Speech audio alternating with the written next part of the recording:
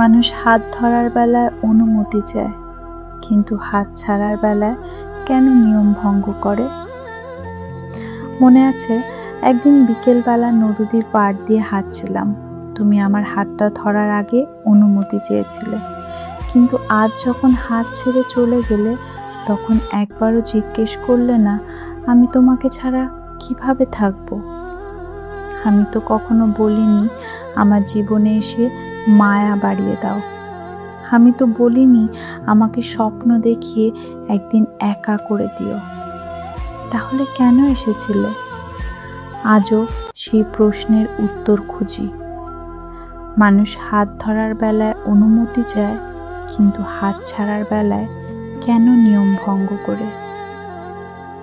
আমার এই ভিডিওটি ভালো লাগলে লাইক, কমেন্ট, শেয়ার করে আমায় সাপোর্ট করবেন।